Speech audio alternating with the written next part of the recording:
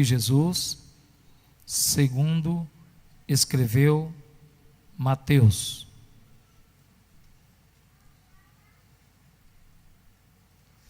Capítulo 9.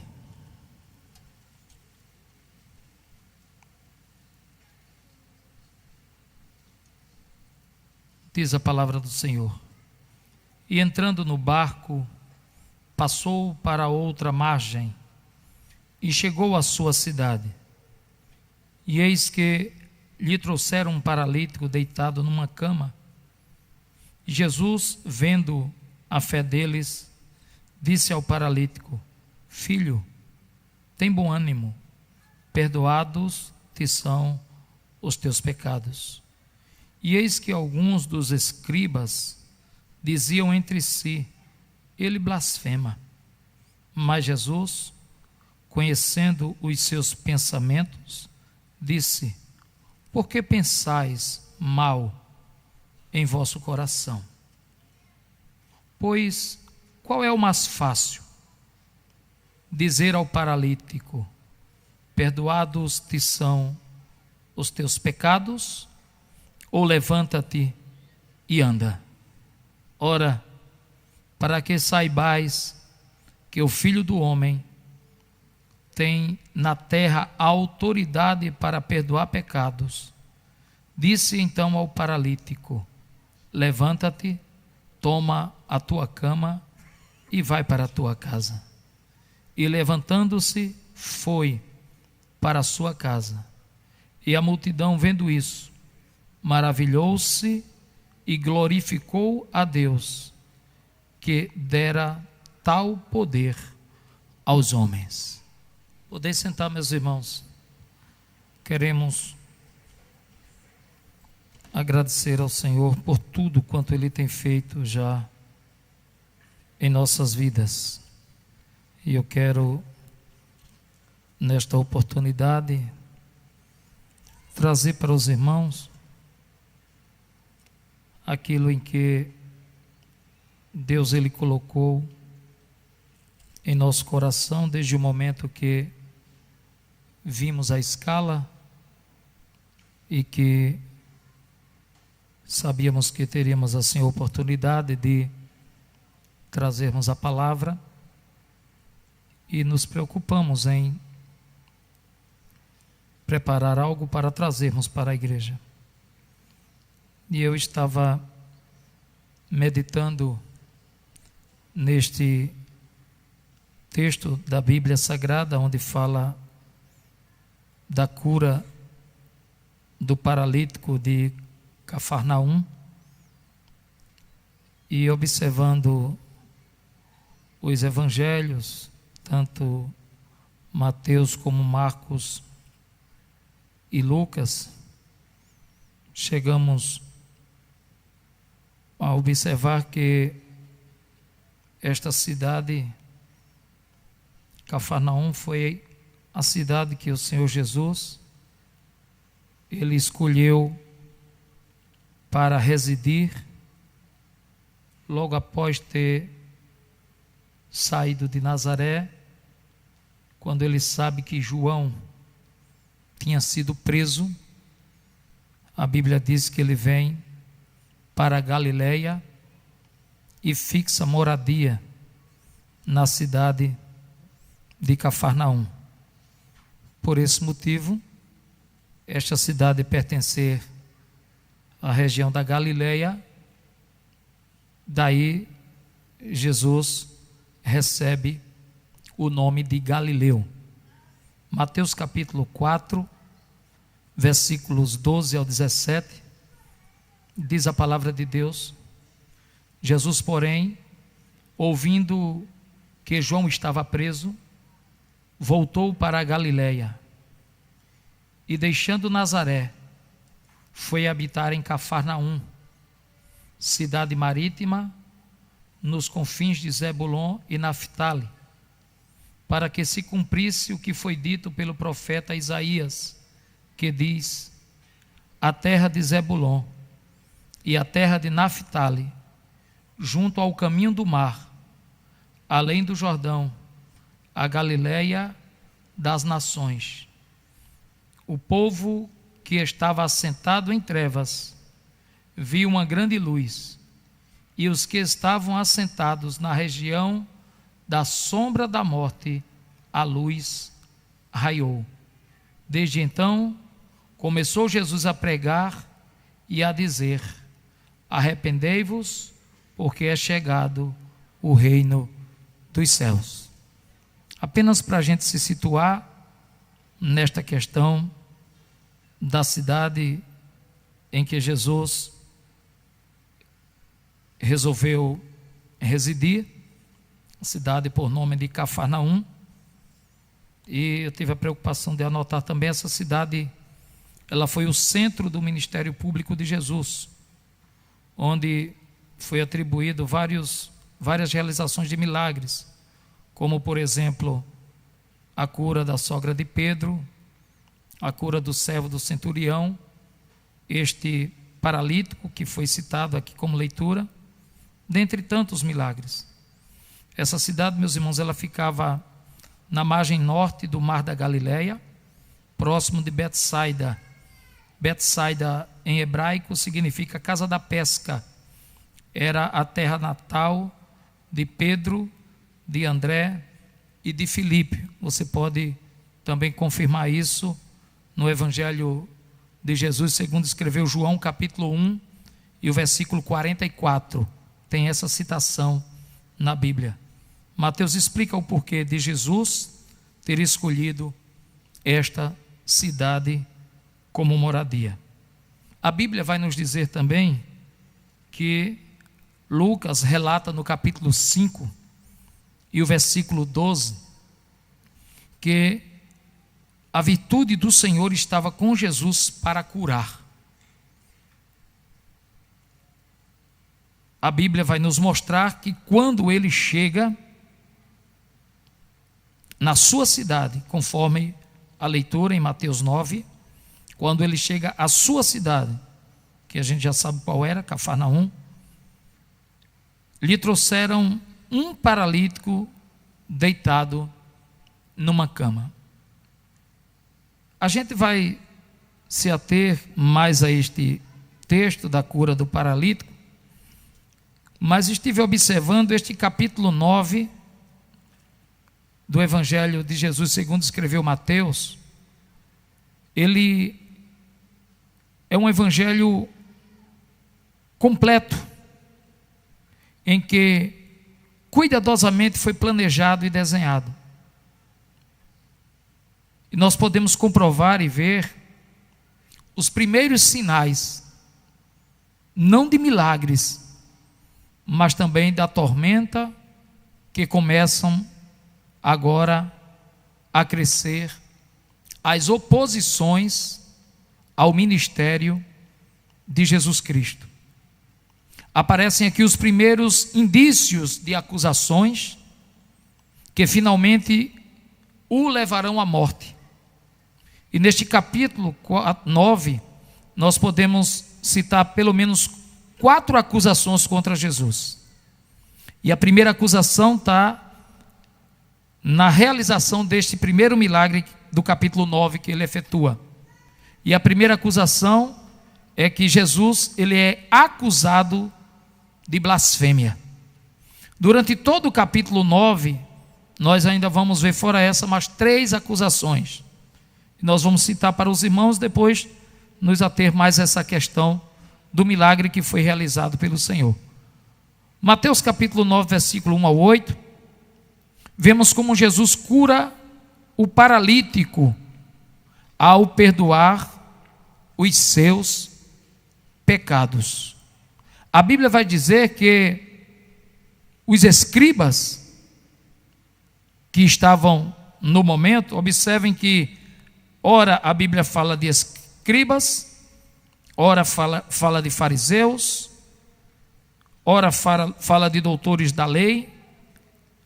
Mateus fala escribas. Se a gente for olhar para Lucas capítulo 5, que fala do mesmo texto, Lucas vai falar, a partir do versículo 17, de fariseus e doutores da lei, de sorte que esses, podemos dizer, curiosos, que quem era para ser chamado de blasfemadores eram eles, sempre estavam próximo de Jesus no tocante a realizar algum milagre. Sempre tinha alguém curioso, sempre tinha alguém que criticava, sempre tinha alguém que dizia, ele diz blasfêmias. Eram conhecedores da lei, eram conhecedores da Torá, mas mesmo assim, quando Jesus praticava algo em forma de amor, porque era o que Jesus fazia, eles eram os primeiros a apontar Jesus Cristo. Hoje em dia não estamos vivendo dias diferentes. Estamos vivendo dias daqueles que apontam, daqueles que acusam, daqueles que dizem mal e daqueles até que blasfemam, dizendo isso ou dizendo aquilo. No caso de Cristo, a Bíblia vai nos mostrar que Jesus, quando olha para aquele paralítico, que na verdade a fé aqui citada não foi a fé do doente. Os irmãos podem observar no versículo 2 do capítulo 9 de Mateus, que o Senhor Jesus, vendo a fé deles, vendo a fé de quem? Deles, de quem? Dos 4 amigos que levaram o paralítico. Vendo a fé deles, disse ao paralítico: filho, tem bom ânimo. Por que Jesus disse isso? A Bíblia não fala, mas será que era a vontade daquele homem ter chegado até Jesus Cristo?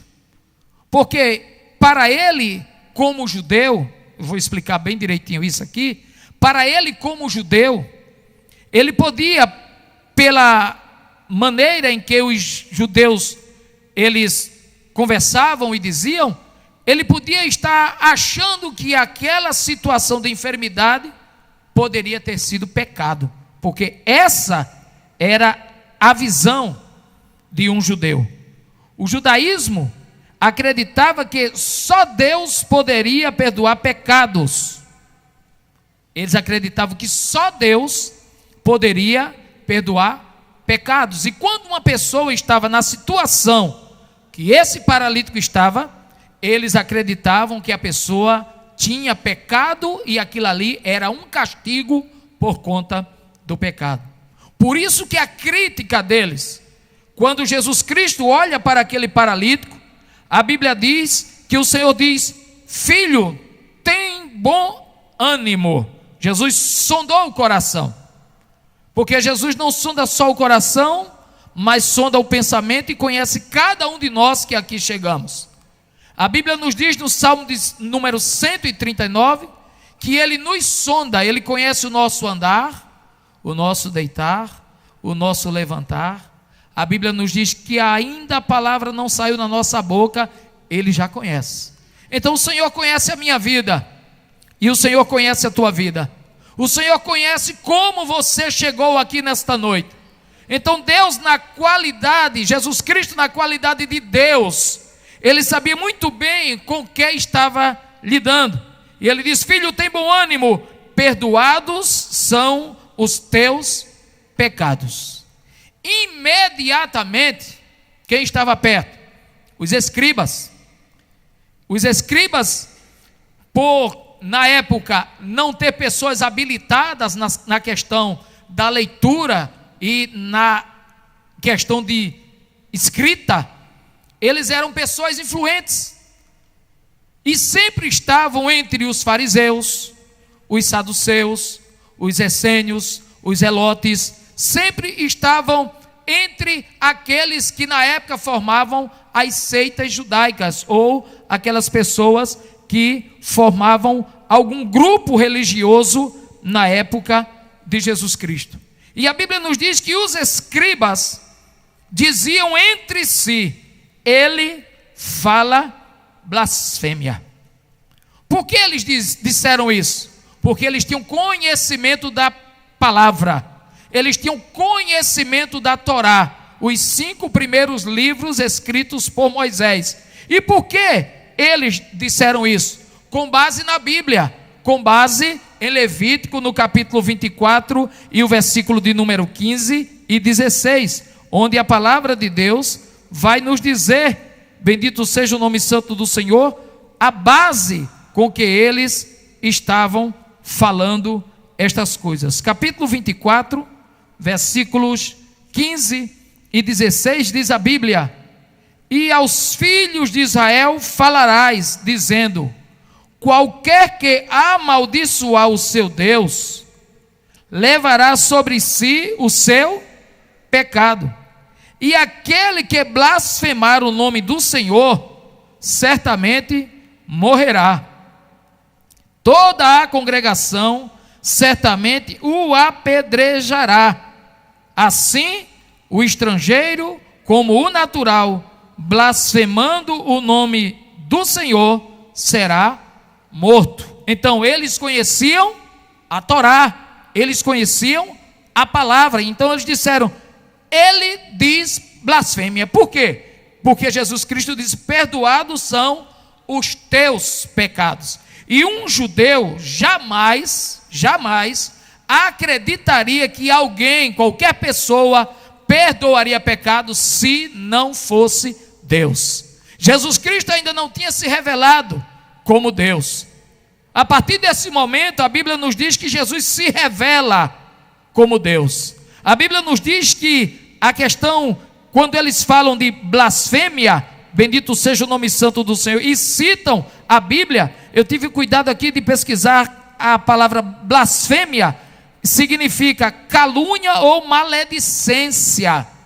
Eles tinham a certeza do que Jesus estava falando, só não tinham a esperteza de perceber que quem estava falando era o dono da vida, de quem estava falando era aquele que perdoa pecado, de quem estava falando é aquele que me salvou, de quem estava falando era aquele que te salvou, de quem estava falando foi aquele que me chamou, que me remiu, que te chamou, que te remiu, que nos tirou de um charco de lodo, de um lamaçal do pecado e nos colocou aqui, nesta noite, assentados em lugar de príncipes para ouvirmos a sua palavra.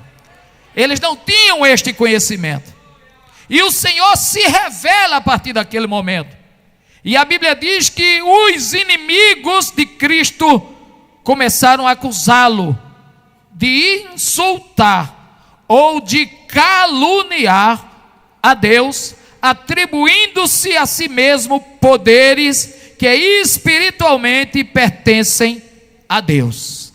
Aí Jesus Cristo, conhecendo o coração deles, diz a Bíblia aqui, versículo 4, mas Jesus, conhecendo os seus pensamentos, o seu coração, Jesus diz: por que pensais mal em vosso coração? Oh, irmãos, tem tantas pessoas fazendo pré-julgamento, pensando mal, fazendo cálculo errado, mas Deus é Deus, Deus é Deus. A Bíblia diz que cada um fique na vocação com que foi chamado. Você sabe até onde você pode ir, eu sei até onde eu posso ir. Você sabe até onde Deus falou com você que você pode ir. Eu sei até onde eu posso ir, que Deus falou comigo aonde eu posso ir. Mas tem pessoas que infelizmente, procuram usar da palavra para prejudicar. E é irmão, e é irmã. Mas a Bíblia nos diz que Jesus, ele sonda. Por que pensais mal em vosso coração? Pois o que é mais fácil? Eu pergunto à igreja: Vocês já viram Jesus perguntar ou usar a expressão difícil? Seja sincero. Talvez alguém aqui não leu a Bíblia toda, não leu os evangelhos todo, mas você já viu e ouviu Jesus dizer qual é o mais difícil?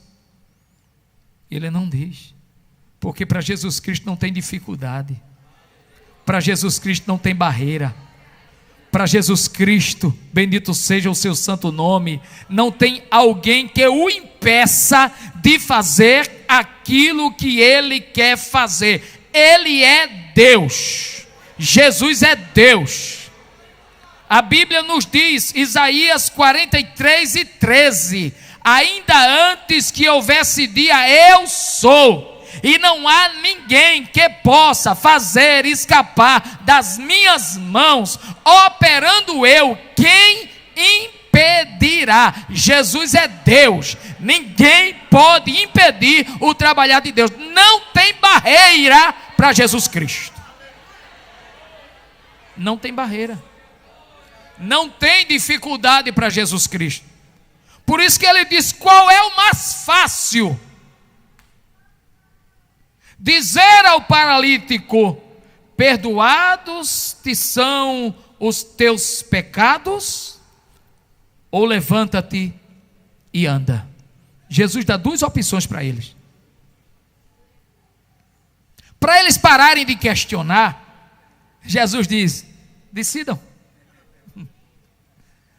Decidam, qual é o mais fácil?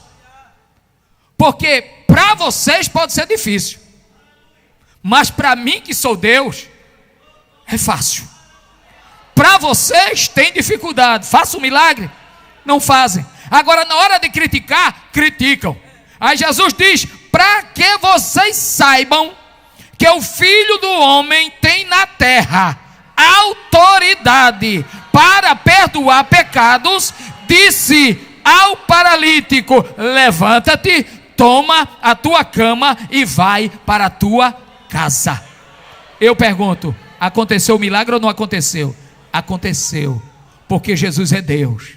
Jesus tem poder para fazer estes milagres. Jesus tem poder para salvar a minha vida, salvar a tua vida, salvar a tua alma. Ele tem poder. Bendito seja o nome santo do Senhor. Ele tem poder. E escriba, fariseu, saduceu, zelote, essênios, pode vir a casta de religião judaica ou qualquer que venha a acontecer. Jesus não tem medo de nenhum, porque ele não anda amedrontando ninguém. Ele é o príncipe da paz. Ele anda fazendo milagre. Do jeito que ele operou no passado, ele continua operando hoje. Eu sou um milagre. Eu sou um milagre. Cadê os milagres aqui? Os milagres, todos nós somos um milagre na presença do Senhor. Bendito seja Deus. Deixa eu voltar aqui um pouquinho, para depois voltar a este assunto. A segunda acusação que os inimigos de Jesus conseguem acusá-lo, mas sem ter nenhuma razão, é a imoralidade. O próprio capítulo 9, versículos 10 a 13, Jesus é acusado de imoralidade. Por quê, pastor? A Bíblia diz que depois que ele responde, capítulo 9, versículo 9, depois que ele responde e faz o milagre da cura do paralítico de Cafarnaum, ele resolve passar na coletoria e escolher Mateus, esse mesmo escritor do Evangelho. Ele escolhe Mateus como apóstolo. E a Bíblia nos diz, e Jesus, passando adiante dali. Viu assentado na alfândega, em outras Bíblias dizem coletoria, um homem chamado Mateus, e disse-lhe: segue-me. E ele, levantando-se, o seguiu. E aconteceu que, estando ele em casa, sentado à mesa, chegaram muitos publicanos e pecadores, e sentaram-se juntamente com Jesus e seus discípulos. Até aí estava tudo bem. Jesus chega, faz o convite a Mateus, Mateus aceita, e diz a palavra de Deus que se chegam a Jesus e aos seus discípulos publicanos e pecadores, e se sentam agora a comer com eles. E a Bíblia diz que quem chega? Os mesmos de sempre, os críticos, os soberbos, os presunçosos, denominados fariseus. Está aqui. E os fariseus, vendo isto, disseram aos seus discípulos: por que come o vosso mestre? Eles conheciam que Jesus era mestre, mas não deixavam de criticar. Eles tinham na consciência que Jesus era mestre, mas nunca deixaram de criticar. A gente sempre vai conviver com esse tipo de pessoas. A gente sempre vai conviver com esses críticos, com essas pessoas que não têm o temor de Deus na vida, que só eles é que, por saber das letras, por conhecer a lei, é que são os corretos. Mas nenhum deles, a não ser Jesus, cumpriu toda a lei. Nenhum. E a Bíblia nos diz que eles novamente acusam Jesus. Jesus, porém, ouvindo, disse-lhes: não necessitam de médico os sãos, mas sim os doentes. O que é que ele estava dizendo? Eu estou aqui com pecadores, eu estou aqui com publicanos, e na lei eles são enfermos, na lei eles são doentes, então eles estão precisando de médico. E eu, como sou médico por excelência, eu estou aqui para aliviar as suas cargas. Mas no olhar farisaico vem a crítica, mas no olhar de Jesus vem o amor. No olhar do fariseu vem a blasfêmia, mas no olhar de Jesus Cristo vem o carinho. No olhar do fariseu, ele não está preocupado com quem esteja precisando de salvação. A vida dele, entre aspas, estando garantida, está tudo bem. Mas Jesus Cristo disse: eu vim para todos aqueles que precisam de salvação. Todos aqueles que precisam. A Bíblia nos diz em Romanos, no capítulo de número 5, versículo 8, que Deus prova o seu amor para conosco, que Cristo morreu por nós, sendo nós ainda pecadores. E agora? Ele morreu por mim, e eu ainda era pecador. Ele morreu por você, com todo respeito, você ainda era pecador, pecadora. Mas ele morreu. Ele não olhou para essas dificuldades. Até porque quem o enviou através do amor. João 3,16 diz: porque Deus amou o mundo de tal maneira. Nem adjetivo tem para a palavra. João usou tal. Não usou um adjetivo que desse qualidade. A Bíblia diz que Deus amou o mundo de tal maneira que deu o seu Filho unigênito, para que todo aquele que nele crê não pereça, mas tenha vida eterna. Quem quer ter vida eterna aqui? eu quero ter vida eterna. Por isso que nós estamos aqui. Mas Jesus Cristo olhou para mim e olhou para você. E a Bíblia nos diz que Jesus Cristo disse: ide, porém, e aprendei o que significa misericórdia quero e não sacrifício. Porque eu não vim para chamar os justos, mas os pecadores ao arrependimento. Justo não precisa mais se arrepender, já é justo. Ele estava dizendo: vocês já estão justificados pela maneira que vocês se acham de ser justificados. Mas eu não vim para isso. Eu vim para chamar aqueles que precisam ser justificados. Então eles acusam Jesus agora de imoralidade, só porque Jesus estava junto com publicanos e pecadores.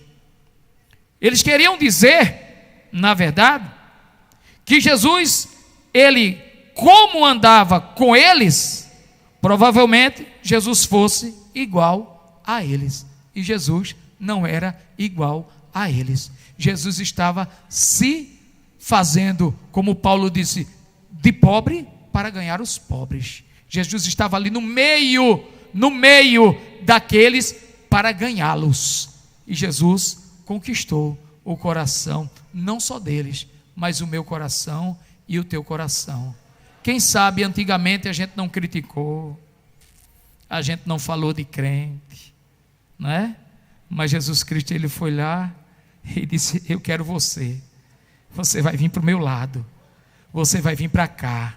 E ele te chamou. E não pense que foi você que escolheu a Cristo, não.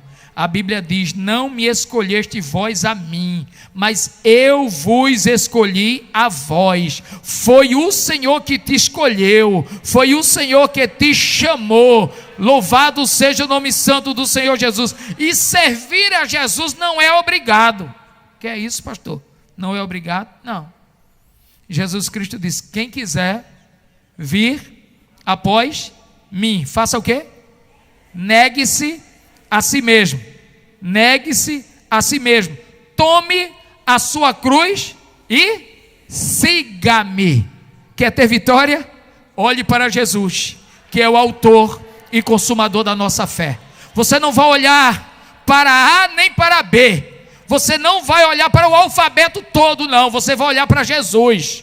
Quer ter vitória, quer ir para o céu, olhe para Jesus Cristo, porque se você olhar para ser humano aqui na terra, você pode ficar engalhada, mas olhe para Jesus, porque o homem é falho, eu posso falhar, você pode falhar, mas há um que é perfeito, Jesus de Nazaré, e quando a gente olha para Ele, a gente encontra a perfeição nele. A Bíblia diz que sois perfeitos nele.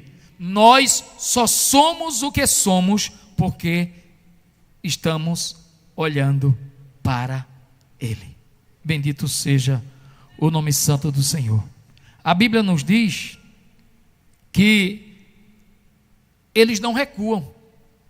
Eles ficam por ali, criticam dali, criticam daqui, e dando uma pesquisada hoje à tarde, eu gosto muito quando o pastor Roberto ele cita os autores das pesquisas que ele faz, e eu tenho uma citação aqui de William Barclay, que diz que uma das armas favoritas de qualquer inimigo de um homem público, o pastor é um homem público, viu?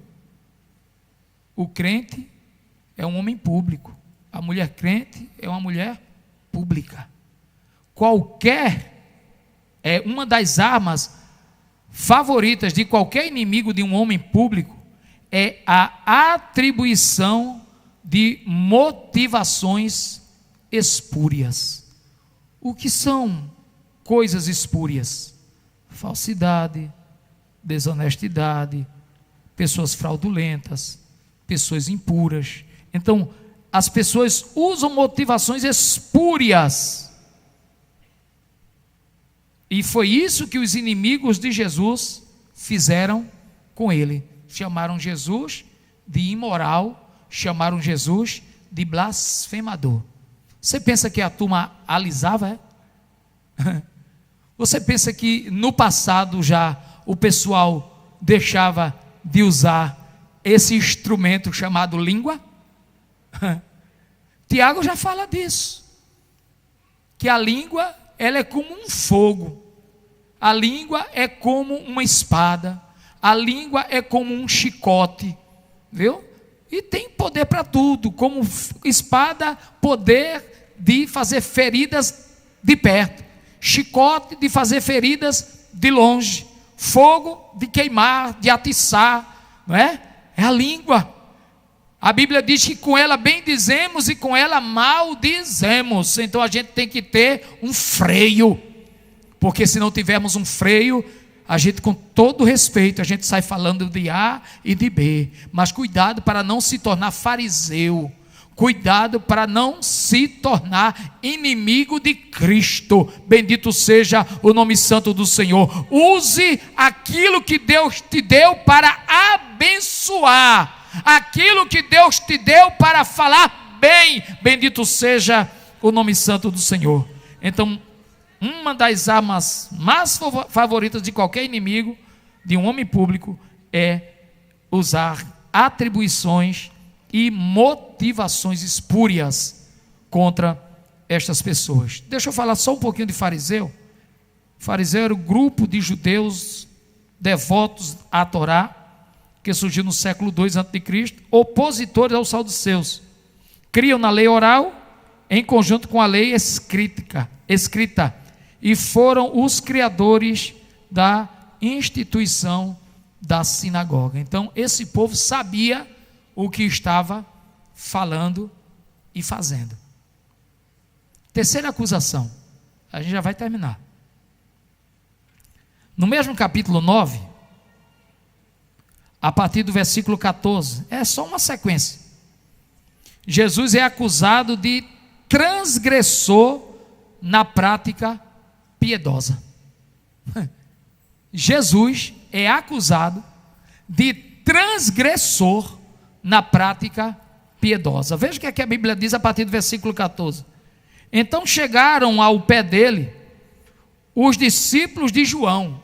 Interessante, dessa vez não foi fariseu, dessa vez não foi escriba. Quem foram? Os discípulos de João, os crentes. Os discípulos de João chegaram dizendo: por que jejuamos nós e os fariseus? Os fariseus não vieram, mas enviaram os discípulos de João. Há uma expressão por aí lá fora um pouco pesada, que dizem: quando o diabo não vem, ele manda o secretário. Mas está aqui, fariseu não veio, mas os discípulos de João chegaram e disseram: por que nós jejuamos? Os fariseus também, até muitas vezes, e os teus discípulos não jejuam. E disse-lhe Jesus: podem porventura andar tristes os filhos das bodas, enquanto o esposo está com eles? Eu tive a curiosidade de olhar sobre isso, de pesquisar sobre isso. E Jesus aqui se refere praticamente a um casamento que dura 7 dias, uma comemoração do casamento. Quando Jesus usa aqui a expressão bodas, ele fala de casamento.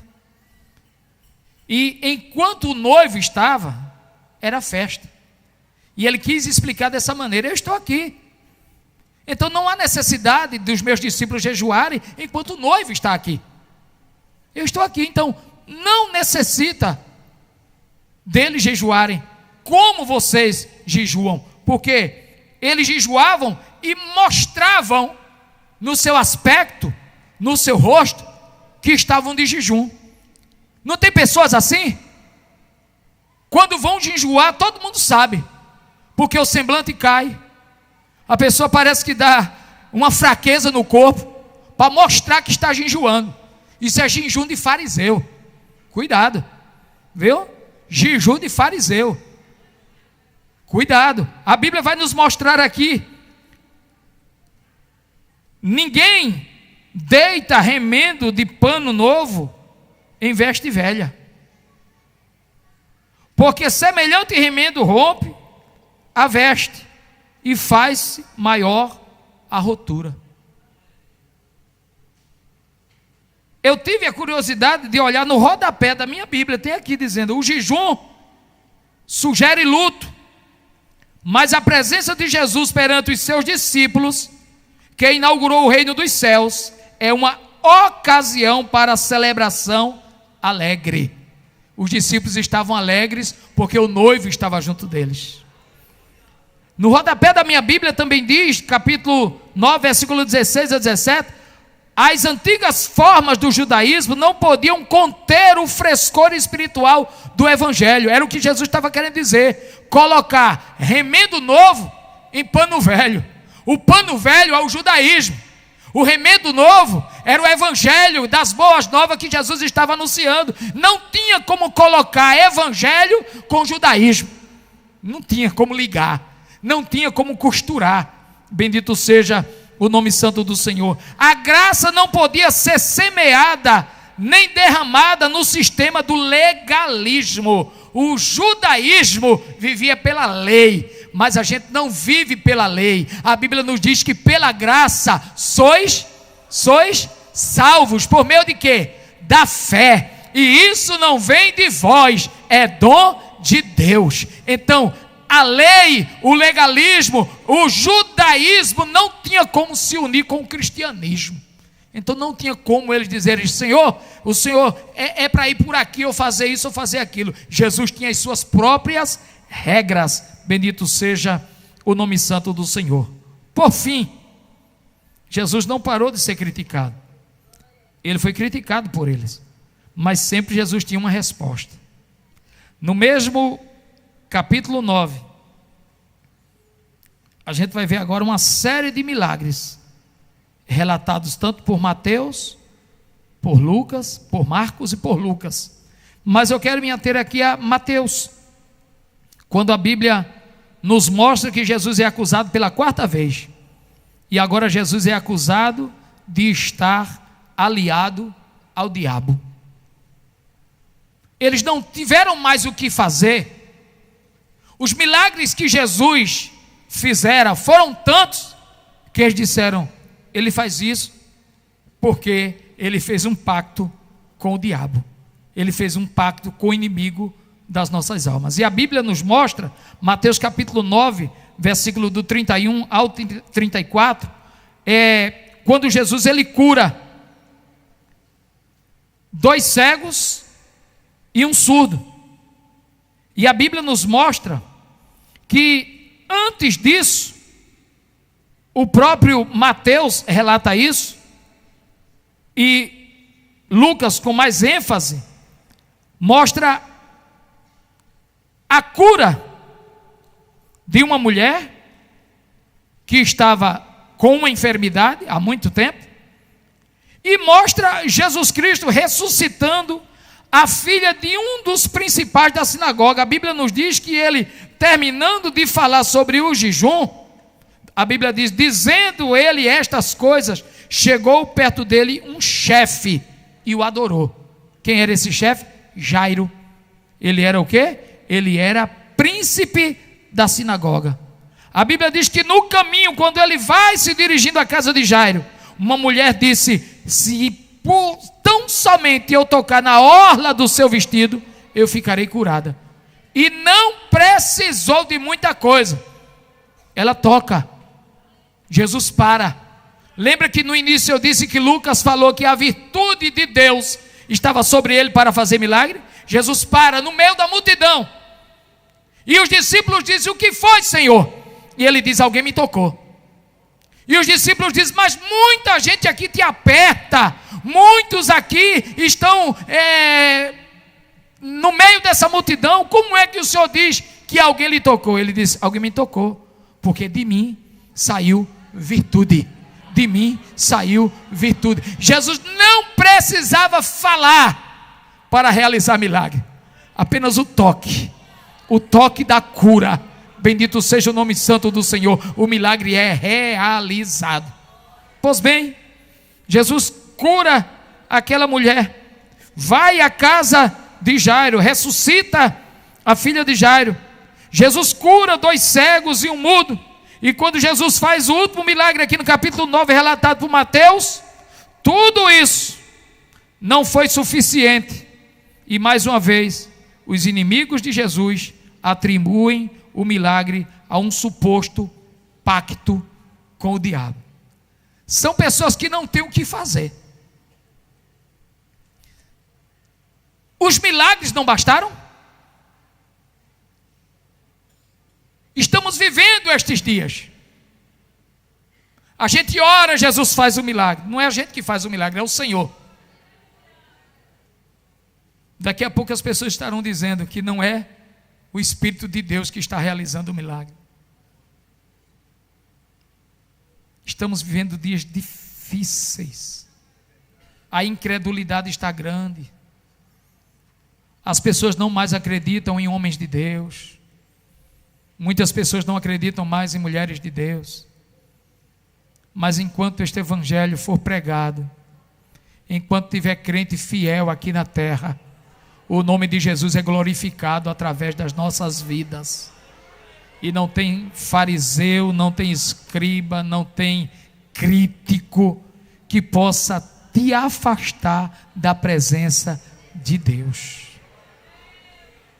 Tudo o que citamos, irmãos, é o começo de uma campanha contra Jesus. Daí para frente, as coisas continuam ainda mais difíceis, porque nem Jesus se livrou daquelas pessoas do passado. São línguas viperinas, e eu fiz questão de anotar aqui. São pessoas pérfidas, faladoras, intrigantes, envenenam a verdade e atribuem motivações espúrias a Jesus. Dessas pessoas, nem o próprio Jesus se livrou. Imagina você. Eu fecho dizendo, dessas pessoas, nem Jesus se livrou. Imagina eu, imagina você. Mas o sangue de Jesus Cristo, ele nos purifica de todo o pecado. De todo o pecado. Que Deus nos ajude. Que Deus nos abençoe.